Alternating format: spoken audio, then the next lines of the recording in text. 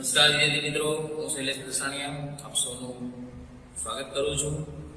હવે આપણે જોઈએ છીએ ચાલુ વર્તમાન કાળ, પ્રેઝન્ટ કન્ટિન્યુઅસ ટેન્સ. બરાબર. લાસ્ટ લેક્ચરમાં મેં તમને એનો યુઝ એટલે કે એનો ઉપયોગ છે સમજાવ્યો હતો કે ભાઈ ચાલુ વર્તમાન કાળ ક્યારે વપરાશે. બરાબર. જે ક્રિયા કે ઘટના વર્તમાનમાં ચાલુ હોય એના માટે શું આવશે? ચાલુ વર્તમાન કાળ. બરાબર.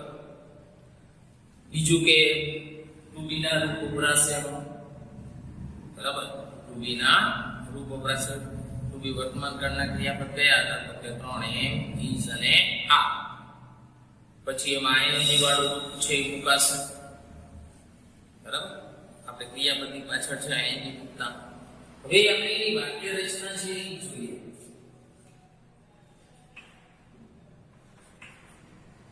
એટલે આપણે હકાર જોઈએ છીએ. અમુક 3 પ્રકારની વાક્ય રચના આવશે: હકાર, નકાર અને પ્રશ્નાર્થ. હવે વાક્ય રચનામાં સૌથી પહેલા તો શું આવશે? આમાં સબ્જેક્ટ. સબ્જેક્ટ એટલે કે કર્તા પ્લસ ટુ બી ના રૂપ આવશે.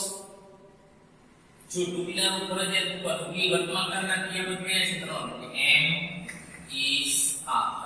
અથવા તમે ટુ બી નું રૂપ લખો તો ચાલે. મેં શું લખ્યું છે? એમ, ઇઝ અને આ પ્લસ આઈએનજી વાળું રૂપ. બરાબર. Subject plus am is are plus ING વાળું રૂપ પ્લસ ઓબ્જેક્ટ અને પ્લસ અધર વર્ડ્સ. વાક્ય ખાસ યાદ રાખજો. Subject plus am is are plus ING વાળું રૂપ plus object plus other words. એની વાક્ય રચના છે. બરાબર.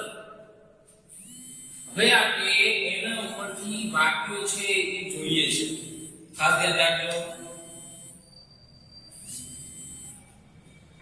પેલું વાક્ય એને કરતા હું શું કરતા તરીકે આપણે લખીએ છીએ નિખિલ. બરાબર. કરતા તરીકે શું લીધું? નિખિલ. હવે તમારે એમ, ઇઝ અને આર માંથી શું આવશે? તો નિખિલ ની સાથે શું આવે? ઇઝ. નિખિલ ઇઝ. બરાબર. હવે આઈએનજી વાળું કોણ તમારું? દાખલા તરીકે પ્લેઇંગ, તો પ્લેઇંગ નું આઈએનજી વાળું શું થાય? Playing. Nikhil is playing. Nikhil રમી રહ્યો છે. હવે ઓબ્જેક્ટ એટલે શું રમી રહ્યો છે? ક્રિકેટ. નિખિલ ક્રિકેટ રમી રહ્યો છે.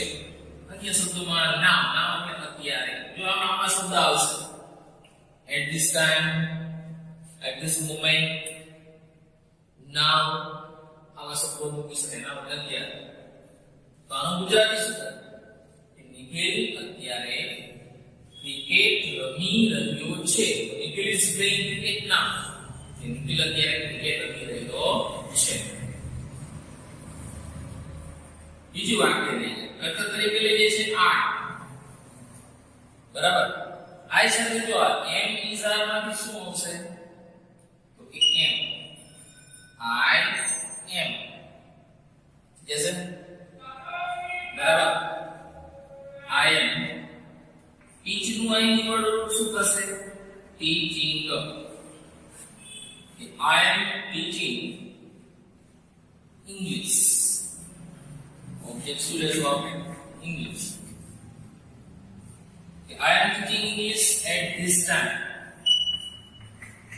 At this time એટલે કે આ સમયે. I am teaching English at this time. કે હું અત્યારે ઇંગ્લિશ શીખી રહ્યો છું. હું અત્યારે ઇંગ્લિશ શીખી રહ્યો છું. એના પછી કર્તા તરીકે લઈએ છીએ they. હવે they સાથે લો તમારે એમિઝર માં શું મૂકવાનું થશે? આ.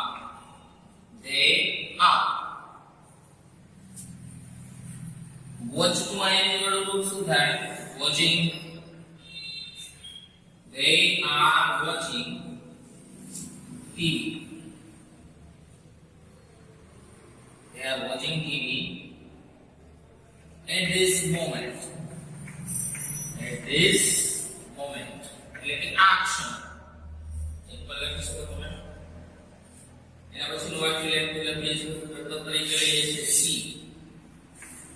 સર્વનામ લે. સી સાથે એની સર્વનામ શું આવે તો કે is. ડાન્સિંગ કે ડાન્સિંગ થઈ જશે. તો ડાન્સ માં ચલો ઈ છે એ નીકળી જશે. She is dancing on the stage. She is dancing on the stage. Now, you are club. તેની અત્યારે સ્ટેજ પર ડાન્સ કરી રહી છે. એના પછી કર્તા તરીકે લઈ છે he લઈ. he સાથે શું આવશે is. બરાબર. he is cooking. cook નો એંગલ શું થાય cooking food.